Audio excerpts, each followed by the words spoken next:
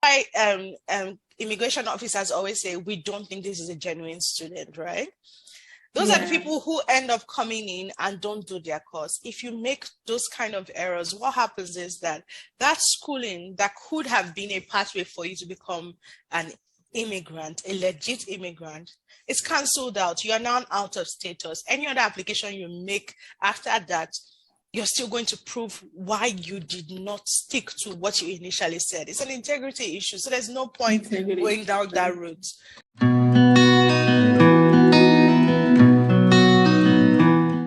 Hello, everyone. Welcome to my YouTube channel. If you're new here, welcome. If you're a returning subscriber, thank you for returning. Welcome. So as I promised, I said I will be bringing immigrants and international students to share their story and share their journeys with us, and then give us helpful tips on the immigrant journey. So today, I've got a very special guest here, Ese Umor. I'm going to let her introduce herself, but before then, maybe some drum rolls will help.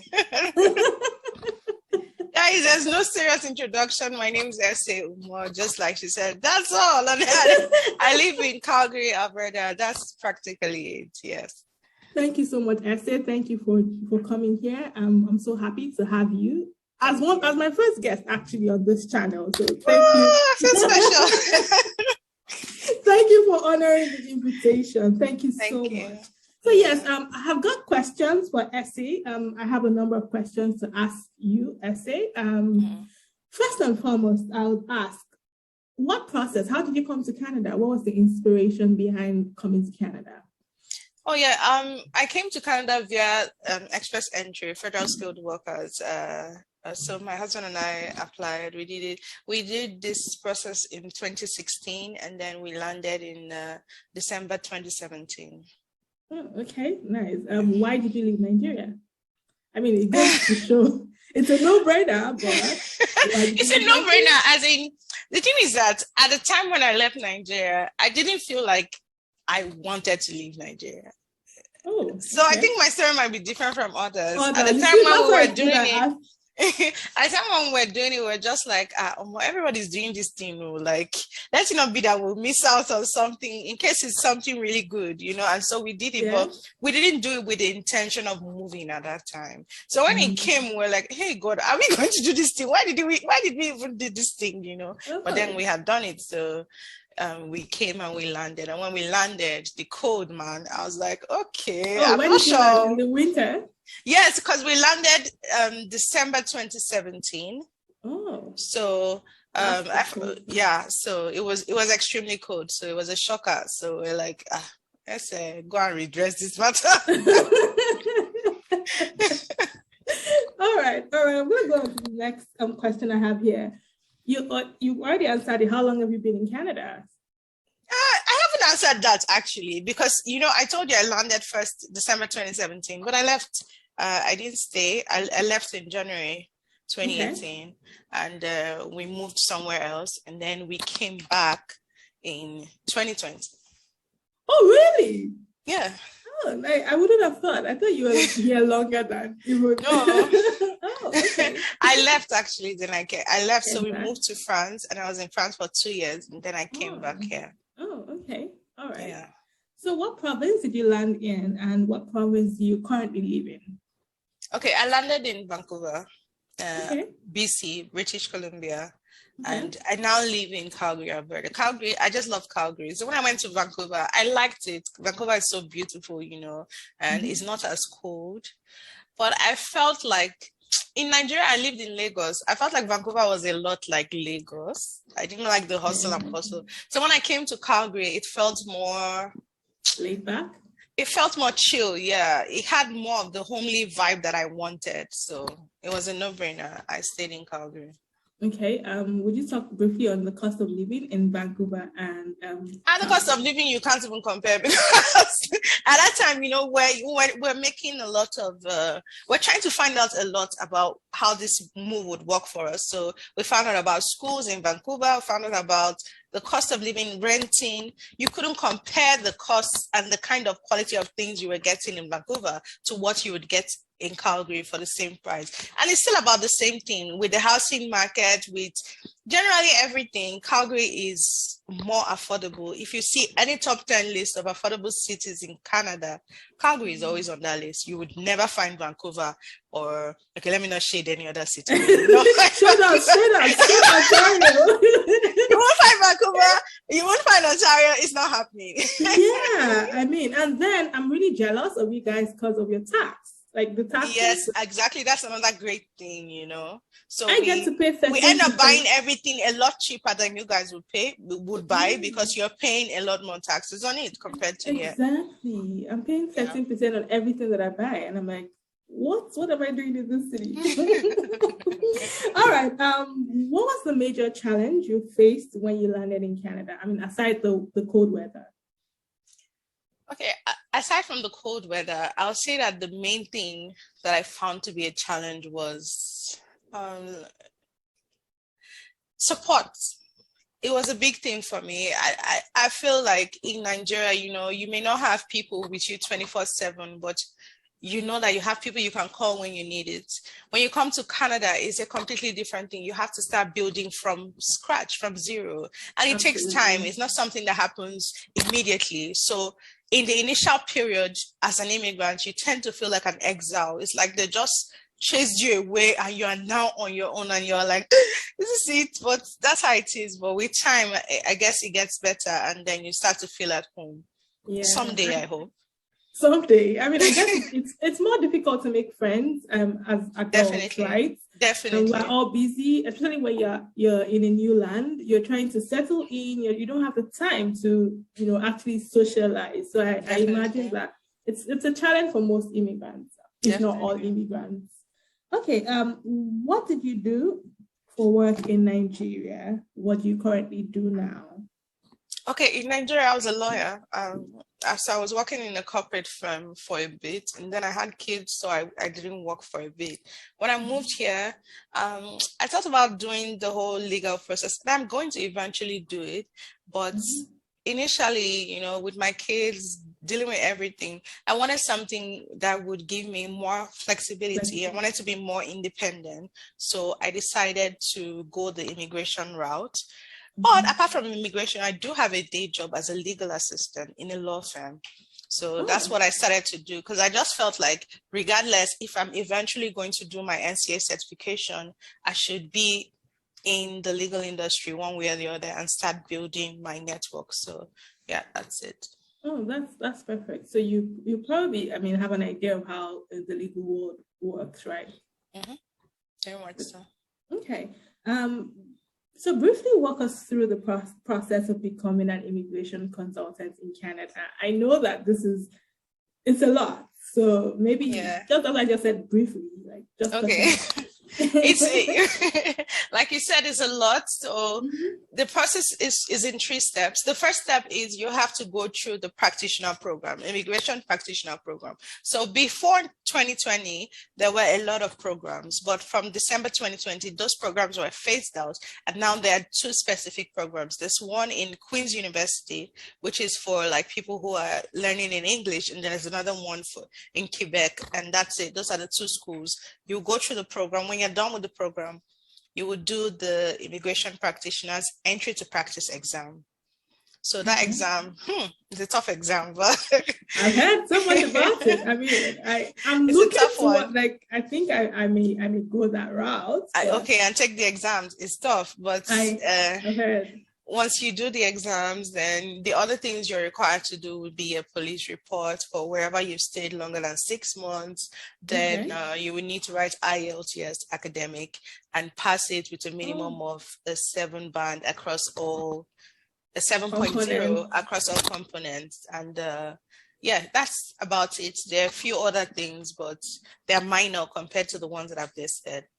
Oh, all right. Perfect. Thanks. I mean, for those who are listening and you're interested in becoming an immigration consultant, there you have it. Okay, I'll just go right to the next question. What was the biggest culture shock you experienced in Canada?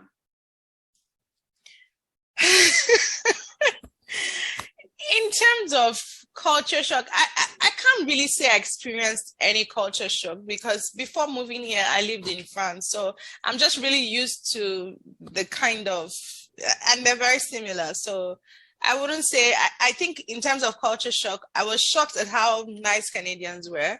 I was shocked to walk on the streets and have people say hello, because that wouldn't generally happen in France.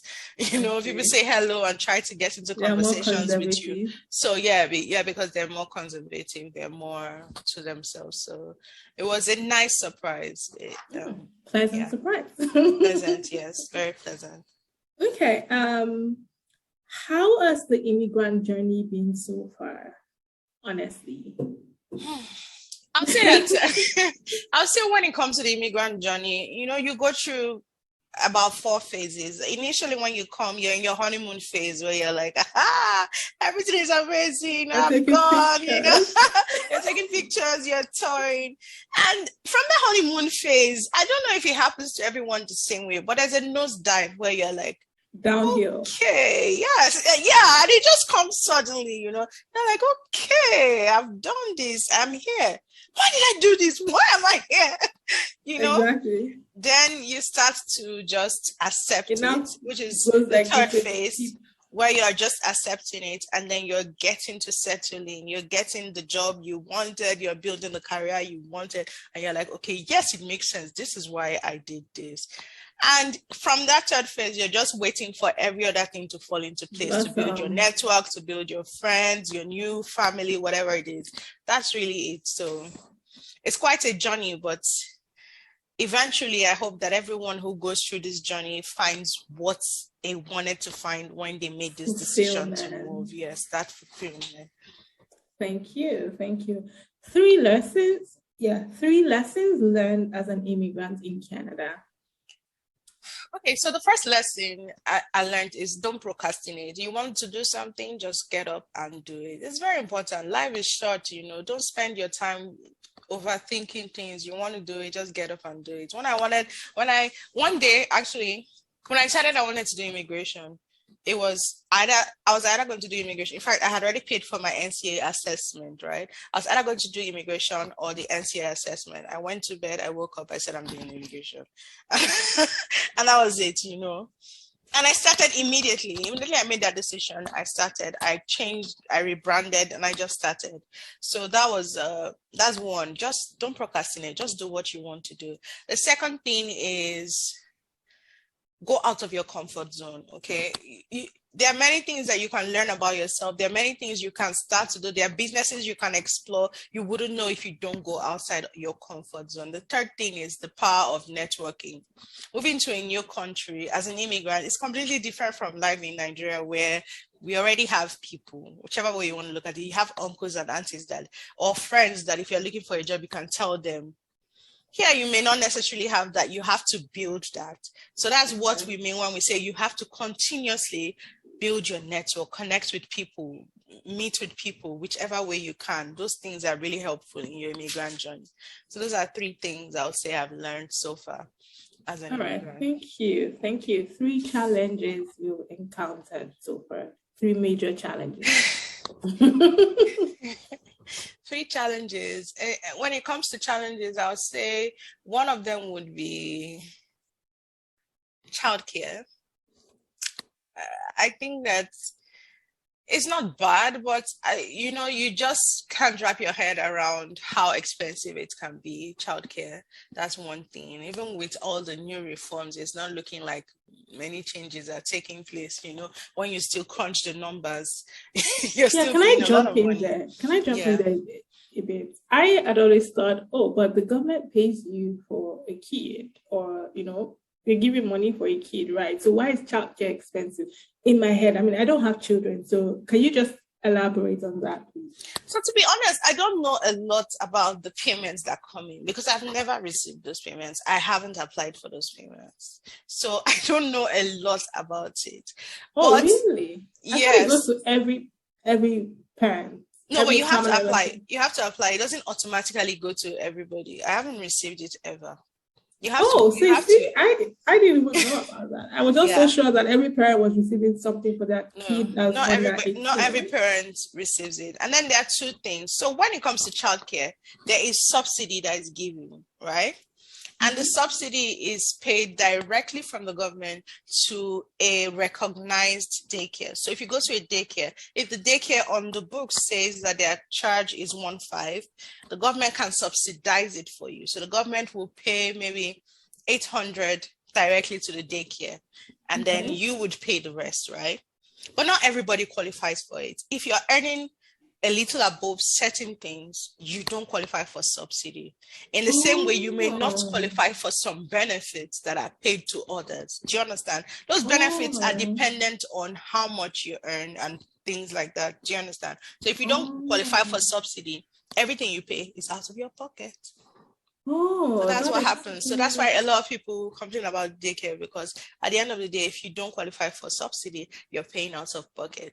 With all the new things that have been added, they're saying $10 a day. In reality, it doesn't apply to a lot of us. If you have kids who are older than preschool age, it doesn't apply. So you're still paying your before and after care. You're still paying your daycare rates. So. Wow, that's helpful information. See, I didn't even know about this. Yeah, that's really helpful. Okay, I had asked 3 challenges you encountered as an immigrant, and you said so. 3 pieces of advice that you have for intending international students. Let's start with that. Intending international students, I would say 3 pieces of advice. 1, apply for something you can actually afford. So I have been seeing a lot of people make a mistake where they apply for a school. They don't crunch the numbers and realize how much it's going to cost them for the entire period of their studies. They are just going to say, okay, if for the first semester, if it's a 20,000 course, maybe I'm just going to pay the 5,000. Once I pay the 5,000, if I have 5,000 for myself, I'm good. It doesn't necessarily work out that way. You need to, when you come here, you will need to buy furniture. You will need to buy a lot of stuff to be able to be comfortable before you think about your monthly groceries and every other thing that adds up to your living expenses. Many times when they now come into the reality of it, they realize they can't afford the program, and halfway through, they are working more hours than they are allowed to work and end up being out of status, So I would say that you should find a course that you can actually afford.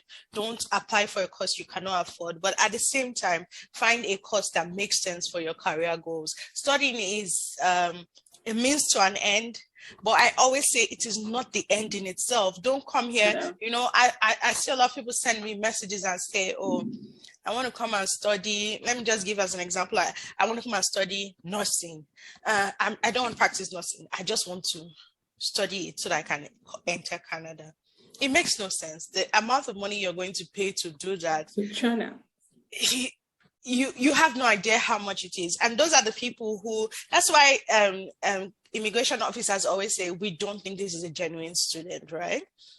Those are the people who end up coming in and don't do their course. If you make those kind of errors, what happens is that schooling that could have been a pathway for you to become an immigrant, a legit immigrant, is cancelled out. You are now out of status. Any other application you make after that, you're still going to prove why you did not stick to what you initially said. It's an integrity issue. So there's no point going down that route.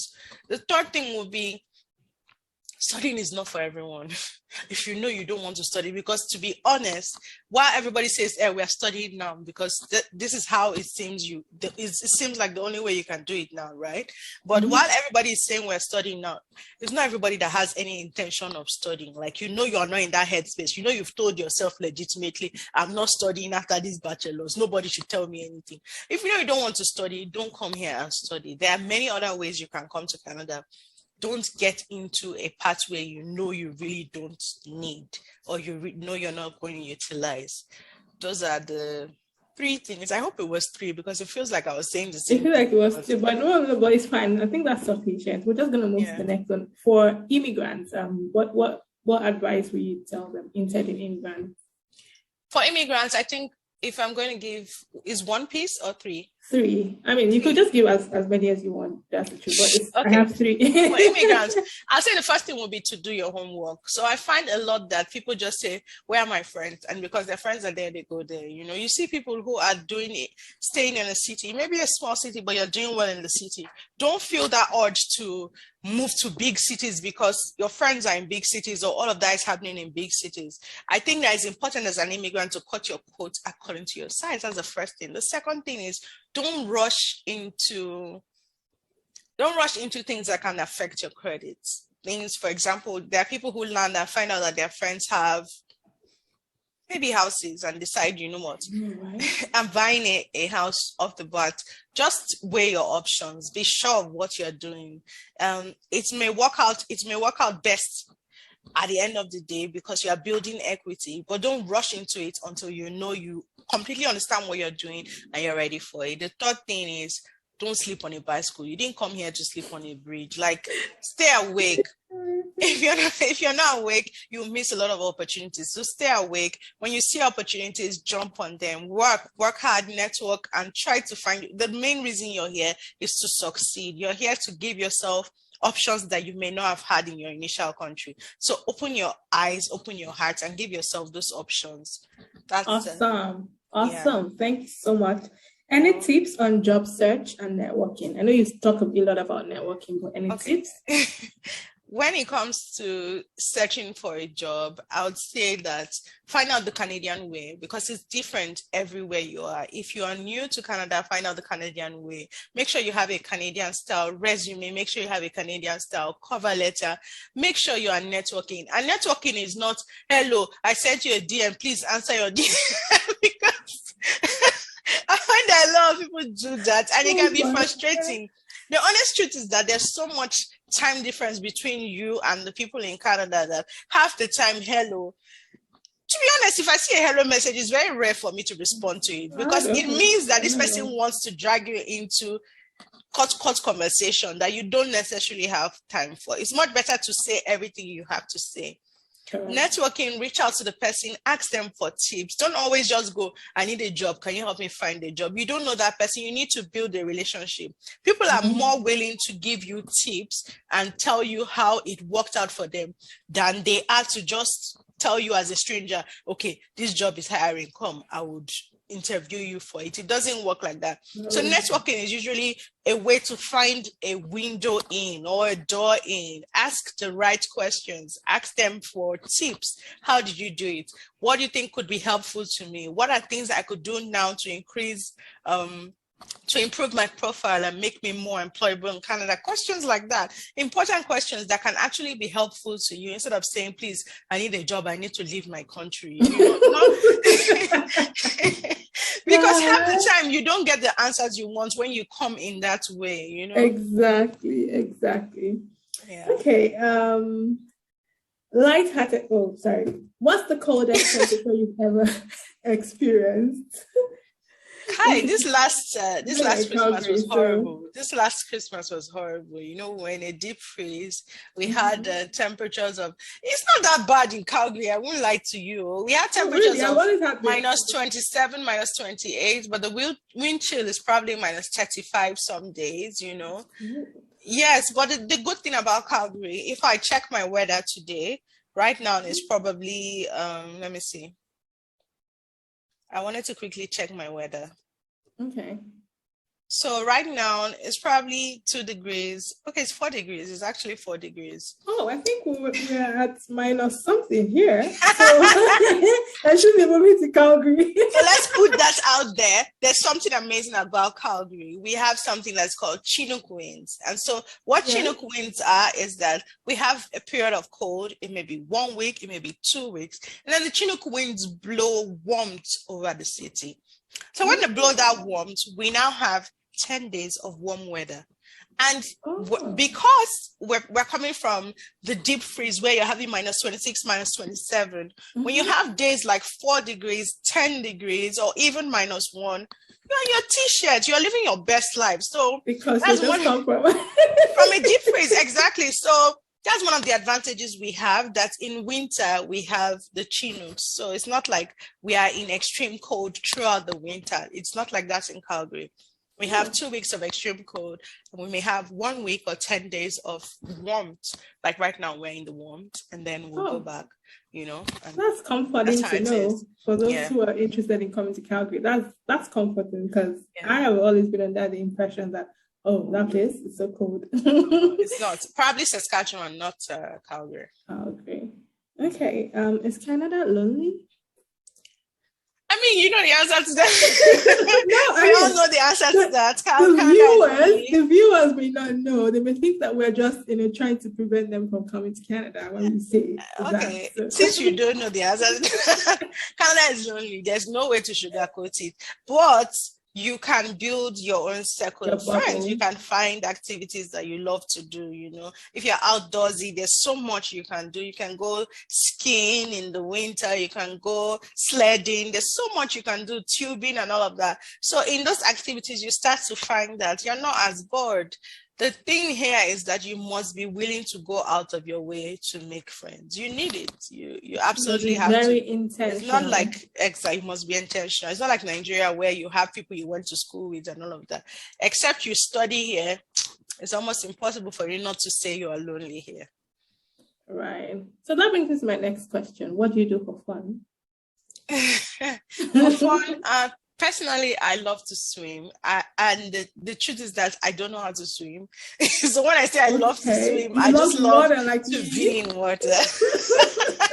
But I don't know how to swim. So anything that has to do with water, I really love it. I love to go to, hot spas. I love to go to hot springs. I love to go to pools, those kind of things. I love them. Then I love road trips. Road trips are a little much harder to do in Canada just because it's so sparsely populated that it's difficult to just say, I just want to go here. It's a long drive. Exactly. Yeah. So. But those are the things I like to do. I like sledding. I haven't done a lot of sledding because it hasn't really snowed a lot in Calgary this year. Okay. Barely. We haven't had a lot of snow, so we didn't really sled this season. I should be considering Calgary because we've had a lot of snow. So I'm like, okay. We haven't had, but last year we had a lot, but this year no. Yeah, so those are the things I like to do for fun. Okay, good. Yeah. What's the worst thing anyone has ever said about your accent? Well, I can't actually say that someone has said the worst thing about my accent. It wasn't a bad thing. I don't think it was a bad thing. So I was speaking to a client on the phone, and then he goes, "Oh, from your accent, I can tell that you have a kind of British accent." No, I don't. He said, you have a kind of British accent, but I can tell that it's African. Are you from Tanzania? I was like, okay.